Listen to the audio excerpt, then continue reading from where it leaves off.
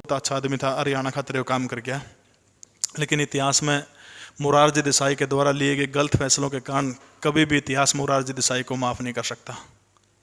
जिस समय मोरारजी देसाई हिंदुस्तान के चौथे प्रधानमंत्री बने थे, तब पाकिस्तान के जो तत्कालीन वहाँ के हुक्मरान थे उनके साथ में मोरारजी देसाई की बड़ी अच्छी दोस्ती कह लो आप, एक उदारवादी नेता हुआ करते थे। पाकिस्तान के अंदर जो परमाणु बम कहूटा, आपने एक जगह का नाम सुना होगा, रावलपिंडी से थोड़ी दूर एक जगह है कहूटा, कहूटा में पाकिस्तान अपना परमाणु बम बनाने लग रहा है और परमाणु संयंत्र पूरा का पूरा बनने लग रहा है। इस बात की जानकारी तत्कालीन जो रो के हमारे चीफ हुआ करते थे आर एन काऊ के पास में जब ये जानकारी थी, तो तब आर एन काऊ ने जाकर प्रधानमंत्री जो मोरारजी देसाई थे उनको कहा कि ये जो पाकिस्तान जो है परमाणु बम बना रहा है, भारत के लिए खतरा पैदा करेगा, इसलिए आप इनके ऊपर आक्रमण करिए। इजराइल की एक खुफिया एजेंसी मोसाद ने भी पूरा का पूरा सहयोग दिया और सिर्फ भारत के गुजरात राज्य में एक विमान लैंड करने की अनुमति मोरारजी देसाई से मांगी थी कि आप सिर्फ एक घंटे के लिए हमें आप गुजरात में विमान लैंड करने की अनुमति दे, क्योंकि इजराइल से विमान आएगा, पहले गुजरात उतरेगा, उसमें ईंधन भरा जाएगा, ईंधन भरने के बाद फिर वो पाकिस्तान के रावलपिंडी के कहूटा संयंत्र के ऊपर अटैक करेगा। लेकिन मोरारजी देसाई तो गांधीवादी नेता थे, मना कर दिया। और उससे भी बड़ा काम क्या कर दिया, जनरल जियाउल हक के पास फ़ोन किया, अपने पाकिस्तानी समकक्ष के पास, और फ़ोन करके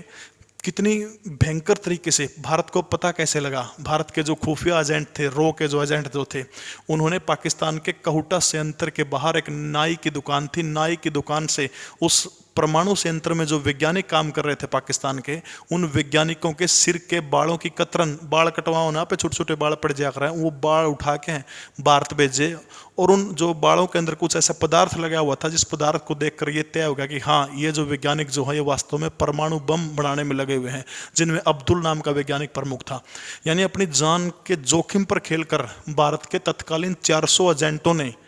भारत की खुफिया एजेंसी रो तक ये जानकारी पहुंचाई थी कि पाकिस्तान परमाणु बम बना रहा है।